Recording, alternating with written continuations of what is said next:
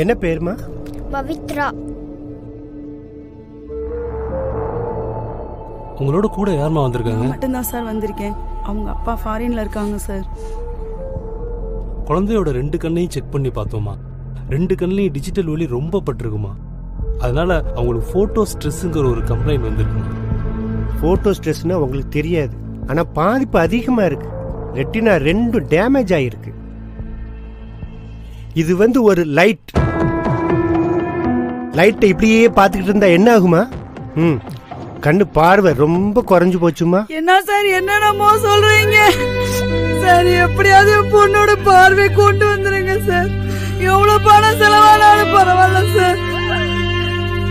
எவ்வளவு ஈஸியா சொல்லிட்டீங்கம்மா. ரூபாயை கொடுத்து சரி பண்ணிட முடியுமா? இது மிஷினா ஸ்பேர் பார்ட்ஸ் மாத்தி சரி பண்றதுக்கு? இந்த கேஸ் நிறைய இருக்கு. ஒரு நாளைக்கு 5 கேஸ் வந்துகிட்டு இருக்கு. ரெட்டினா டேமேஜ் ஆயிடுச்சுன்னா சரி கட்டுறது ரொம்ப கஷ்டமா. கண்ணோட பாதிப்பு பத்தி எத்தனை பத்திரிகையில வருது. இங்க பாருங்கம்மா, ரெட்டினா டேமேஜ் ஆயிருக்கு. அதை சரி கட்டுறதுக்கு எந்த கும்பனாலையும் முடியாது. உலகம் பூரா ரெட்டினா பாதிப்புக்கு ஆராய்ச்சி நடந்துகிட்டு இருக்கு. ஆனா தீர்வு இன்னும் வரல. வழக்கமான ட்ரீட்மெண்ட் தான் கொடுக்க முடியும்.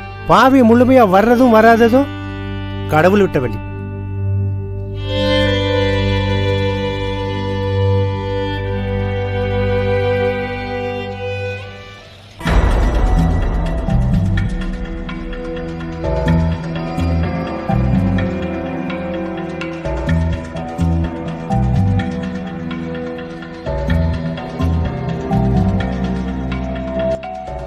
ஸ்மார்ட் போன்கள் குழந்தைகளின் பார்வையிலிருந்து இந்த மண்ணில் புதைக்கப்பட வேண்டும்.